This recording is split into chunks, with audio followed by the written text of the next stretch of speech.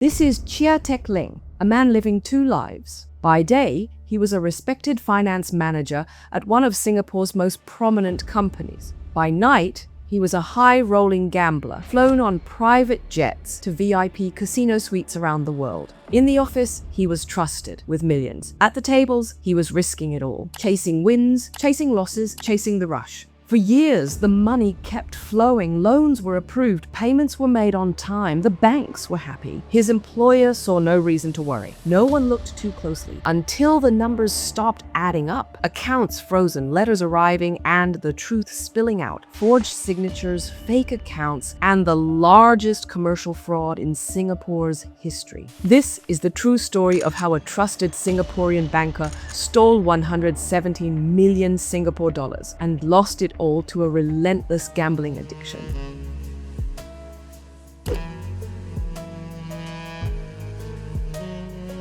This entire scheme started with something as simple as a forged signature. Back then, it was ink on paper. Today, it could be a stolen identity, a synthetic profile, or even a deep fake, and the stakes are higher than ever. Fraudsters don't just target banks anymore. They target crypto platforms, fintech apps, iGaming companies, and pretty much any place where money moves fast. That's why companies turn to Sumsub, the world's #1 identity verification platform, helping businesses onboard customers faster and prevent fraud. Trusted by over 4,000 companies worldwide, including 8 of the top 10 crypto exchanges. From blocking deepfake scams to stopping bots and preventing multi-accounting, Sumsub's advanced AI catches bad actors before they can even slip through the door, keeping businesses compliant, secure, and trusted. And this November 19th to 20th, you can see how the world's leading experts are tackling these threats at Sumsub, what the Fraud Summit 2025 in Andaz Hotel, Singapore. The must-attend event for anyone fighting fraud in crypto, fintech, and tech, featuring industry-leading speakers, hands-on workshops, and actionable strategies to stay ahead of evolving threats. Join the leaders shaping the future of fraud prevention and walk away with insights you can put to work immediately. Use the code RDR10 for 10% off your tickets. Links in the description. Don't wait. Fraud is evolving. It's time to stay ahead of it with Sumsub.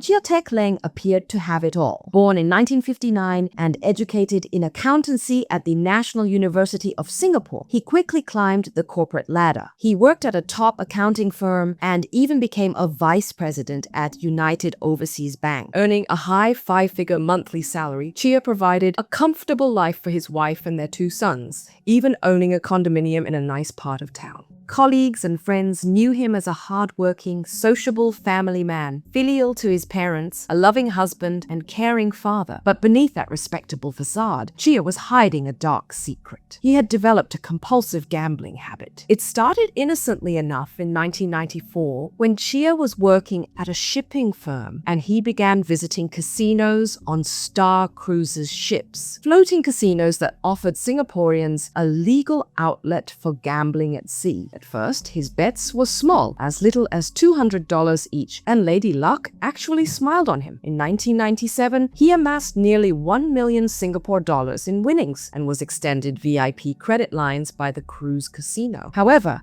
as with so many gambling tales, the hot streak turned ice cold. In one devastating night in 1998, Chia lost almost all of that $1 million in a single spree. He suddenly found himself drowning in debt, owing banks around 100,000 Singapore dollars from credit cards and overdrafts. The once confident high flyer sank into despair, slipping into depression and even recording a late-night goodbye video during a suicidal low point. By January 1999, 39-year-old Chia Teck Leng was at a breaking point financially and emotionally. Yet outwardly, this was when his career peaked. He became finance manager at Asia Pacific Breweries, APB, a position of high trust and responsibility. Nobody in his family or office suspected that behind the mild-mannered accountant's smile lurked a man shackled by gambling debts. Chia was about to choose a drastic path, to use his professional position to secretly bankroll his addiction. The respected banker was ready to become a criminal.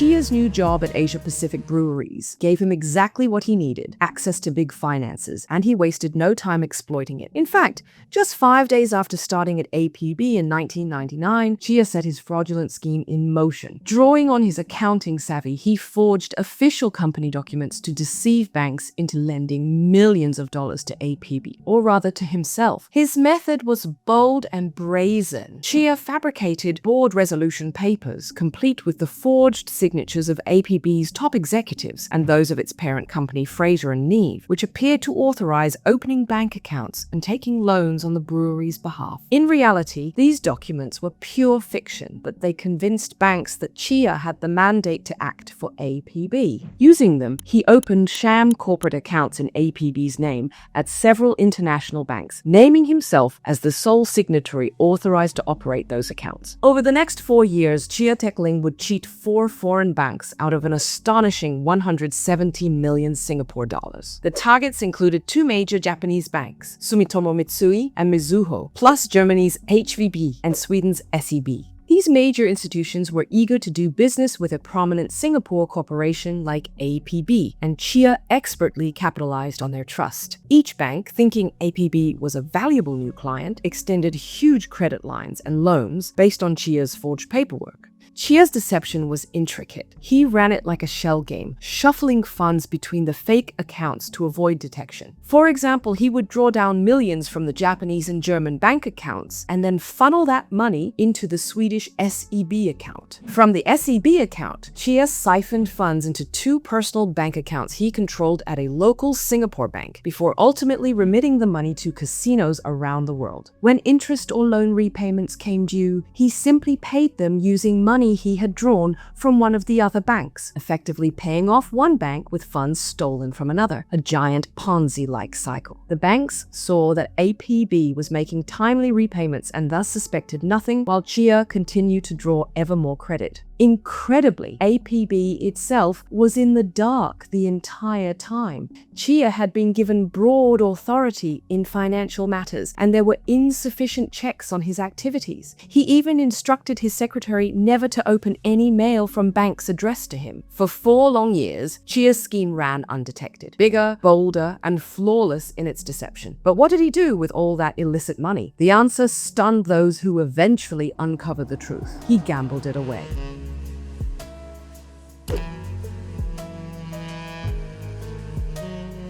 With millions at his fingertips, Chia Teck Leng went from a quiet office man to a globe-trotting high roller. No longer limited to modest bets on cruise ships, he began wagering unfathomable sums in some of the world's most exclusive casinos. Starting in 2000, Australian casinos flew Chia by private jet from Singapore to Melbourne's Crown Casino, treating him like a VIP. Upon arrival, he was given the royal treatment, limousine transfers, a personal butler, and accommodation in the casino's most opulent suite, costing about 27,000 Singapore dollars per night. Chia's betting stakes soared along with his ego. Back in his cruise ship days, he had played with bets of just 200 Singapore dollars each. Now, in the gilded VIP rooms of Crown, he was routinely placing single bets of 21,000 to 27,000 Singapore dollars, and sometimes far more. On one occasion, Chia wagered a staggering 430,000 Singapore dollars on a single hand at Crown Casino. He was also a regular at London's prestigious Ritz Club, another playground for the world's elite gamblers. He jetted off on gambling sprees where millions of dollars could be won and lost in just days. It's said that by the early 2000s, Chia had become one of the biggest casino gamblers in the world, reportedly the second largest in terms of money staked. He was risking outrageous sums, sometimes winning or losing over 10 million Singapore dollars in one trip.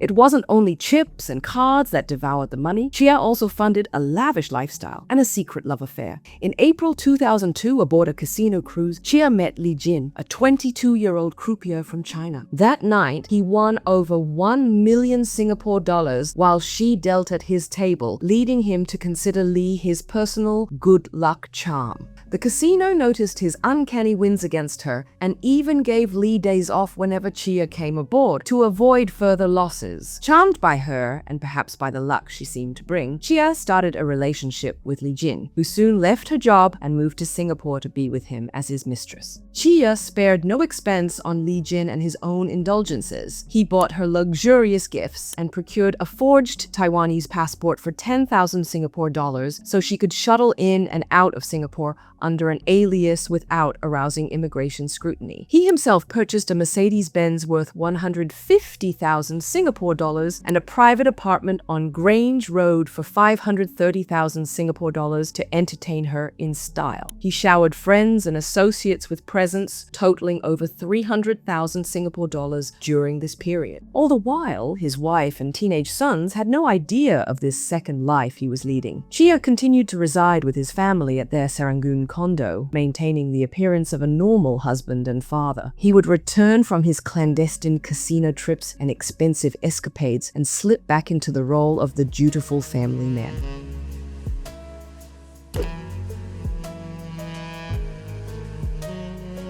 By mid-2003, the cracks began to show. Authorities noticed irregularities in accounts linked to Asia Pacific Breweries APB, and Singapore's Commercial Affairs Department moved in. On September 2nd, 2003, officers arrested Chia Teck Leng at home while he slept. His mistress, Li Jin, was also taken in for using a fake passport. The arrest stunned Singapore. A senior finance manager from one of the country's most reputable companies had pulled off the biggest commercial fraud in its history. As investigators dug deeper, the numbers ballooned from a few million to an astonishing 117 million Singapore dollars. Within 3 months, Chia faced 46 charges from cheating and forgery to criminal breach of trust and money laundering. The evidence was overwhelming. In April 2004, he pleaded guilty to 14 counts. The rest were considered during sentencing. The defense argued he was crippled by gambling addiction, had cooperated fully, and hadn't hidden the money. His sons even pleaded for mercy, but the judge was unmoved. He called Chia's scheme the work of a criminal genius, yet condemned it as a betrayal of trust that would cast a long shadow over Singapore's banking industry. Chia was sentenced to 42 years in prison, the longest jail term ever for a white-collar crime in Singapore. With good behavior, he could be released in 2031 at age 72. The fallout didn't end there. The defrauded banks sued Asia Pacific Breweries, blaming weak internal controls. APB countered that the banks had been negligent, and the courts agreed, ruling that glaring signs of fraud were ignored. The banks absorbed the losses, recovering only about 35 million Singapore dollars. From his cell, Chia watched as Singapore debated legalizing casinos. In 2005, he wrote a 13-page essay, Taming the Casino Dragon, warning about gambling's dangers and proposing safeguards. His words were met with mixed reactions. Some saw wisdom, others saw hypocrisy. Chia's story is a stark reminder of how greed, complacency, and addiction can destroy even the most promising lives. In the end, there was no jackpot, only decades behind bars to contemplate the wreckage of a double life.